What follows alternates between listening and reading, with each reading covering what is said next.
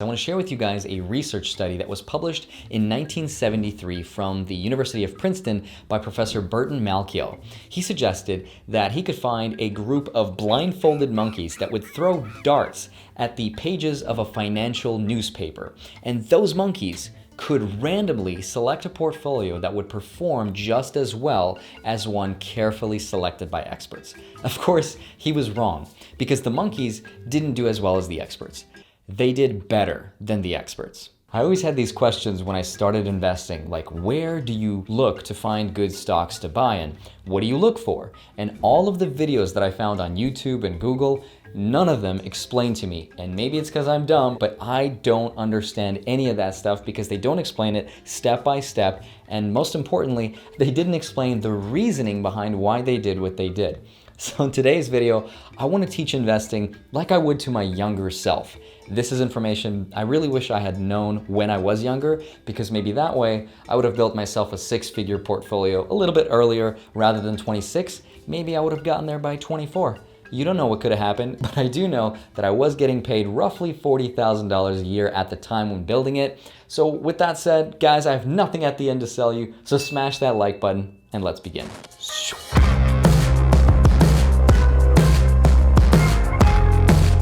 Happy Friday, frugal people. My name is Andrei Jikh, and in today's video, I want to encourage you not to listen to me. Reason number one, my shirt is too tight. Reason number two, it's because I've been very lucky in the last 5 years. Let me explain. I've made close to $40,000 in the stock market, along with $21,000 of dividends. And that's pretty impressive considering the fact that I started with just $0. But that's because I've been extremely lucky, not in finding individual stocks, but to have started when I did right before the beginning of a huge bull run. Chances are right now, if you guys just randomly throw a dart at a dartboard with stocks, you guys are gonna make money in the short term. And that's precisely why I wanna encourage you to be very cautious when trying to find individual stocks to pick. But the reason that I still pick individual stocks is because of something called index funds. There's one specific one from Vanguard called VTSAX. Right now, one share of VTSAX costs $74.55. And by owning one share, you will have spread out that $75 amongst 3,000 US publicly traded companies, along with exposure to the international market. And all you have to do is keep contributing and buying this fund every single month as much as you can afford. And when you're ready to retire, chances are, most likely, your index fund is going to beat my stock portfolio. That's just how it works. The reason that I still do this though is because it gives me a little bit more flexibility, and I've essentially recreated my own index fund that closely copies and replicates the performance of some of my favorite indexes. And it pays me monthly to just hold all of these stocks, and I can do all of that without collecting any fees. However, I don't want to use what success I found in the stock market as leverage to sell you on some course about how to be successful in the stock market. I think that would be very dishonest on my part, and I don't think I'm smarter than the average investor. But I still want you to be aware of the concepts that are behind finding good value in the stock market. And if you find somebody who's claiming with 100% certainty on how they found a strategy to be profitable, I want you to not just walk, but run in the opposite direction. Just not before smashing the like button on this video, please. To further discourage you from trying to find individual stocks, I want to share with you guys a research study that was published in 1973 from the University of Princeton by Professor Burton Malkiel. He suggested that he could find a group of blindfolded monkeys that would throw darts at the pages of a financial newspaper.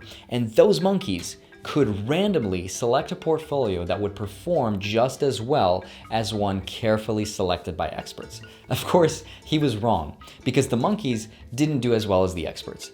They did better than the experts. So they ran this theory dating all the way back to 1964 to the recent present. 100 monkeys throwing darts every single year. And what they found was that 98 out of 100 times, the monkeys beat the experts. When I first heard about this, I couldn't believe it. And I thought to myself, where do I buy stock monkey? Unfortunately, I couldn't find these monkeys because they're not real. This is just a simulation program to simulate randomness against humans. But monkeys beat humans sounds way more clickbait, which is why I should have titled this video something like, "Are you smarter than a monkey?"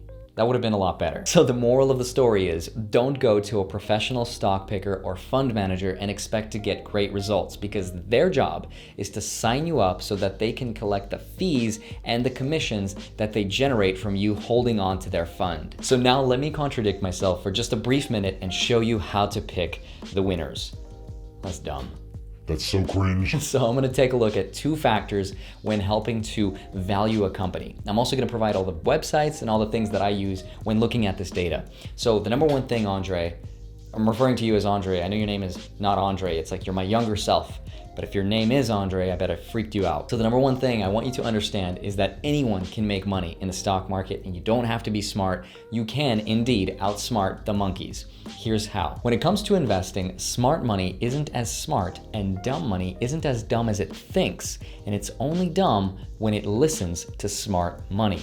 So the only real way to consistently make great money in the stock market is through long-term value investing. So, my 19-year-old Andrei, I want you to forget just for a brief second with me, forget about all the other things you're trying to do right now, like short selling and day trading and penny stocks and options trading. Just forget about all that for a second and become a value investor with me for just a brief second. Okay, I have a question. What's up? What dat? Think of a coin, just like a coin that has 2 sides. On one side, there's something called quantitative analysis, and that's when an investor will look at the numbers of a company to determine its real value. When I say real value, I mean if you Google a company's stock price right now, and Google will show you whatever price it is, it's actually not its real price. That's more of an illusion or a mirage that's based upon rumors, news, and expectations.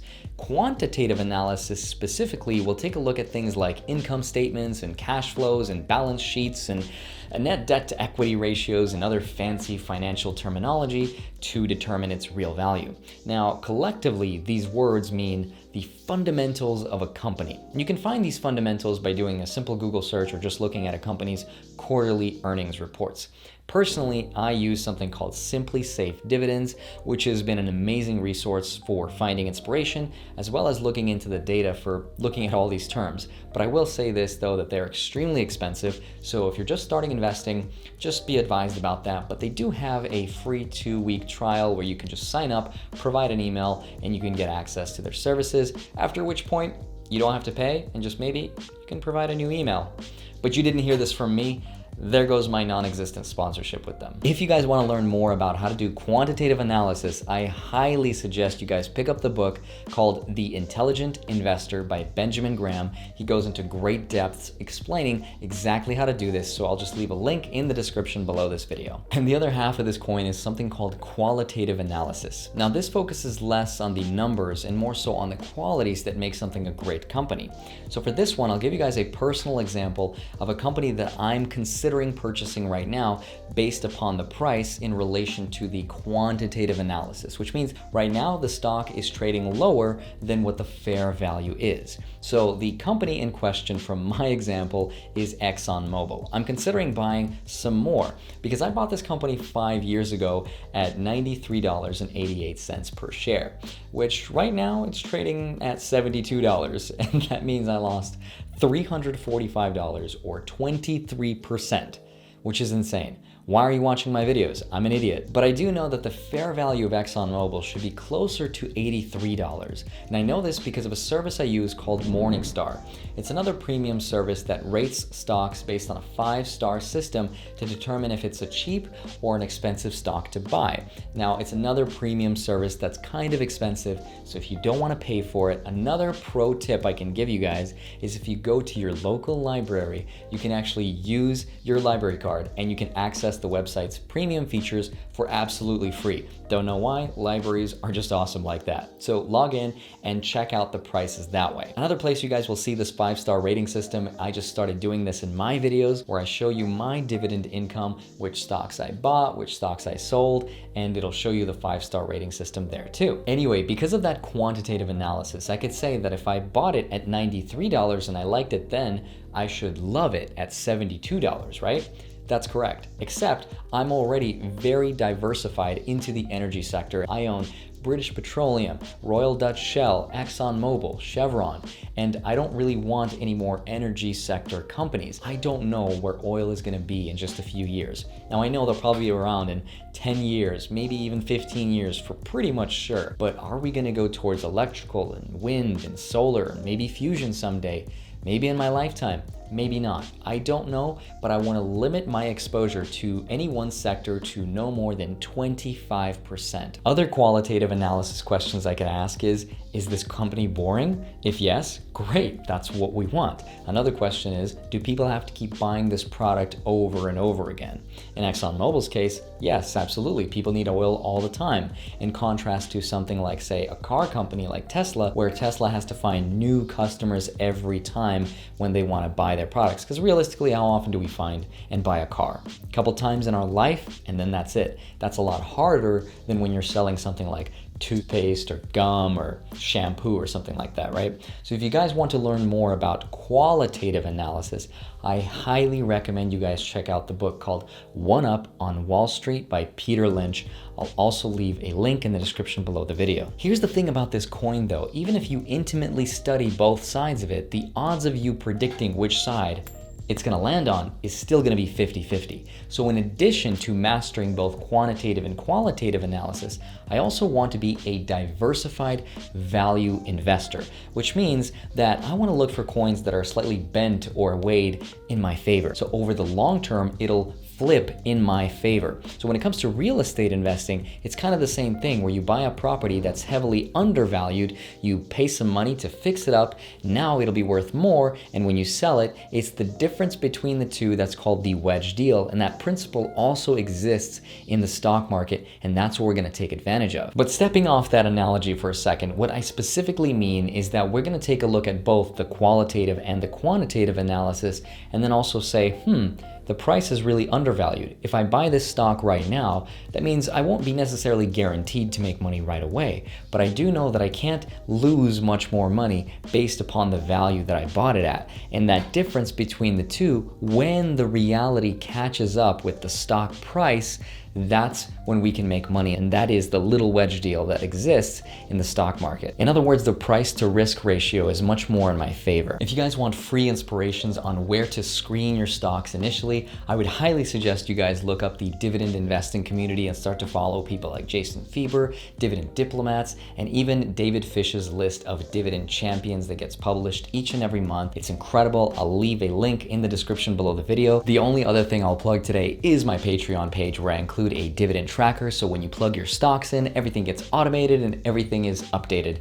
Try saying that 5 times fast. I can't thank you guys enough for all of your support. I also include my stock purchases as well as my dividend income reports. Everything is 100% transparent. Again, thank you guys so much. Love you all, and I'll see you all on Monday.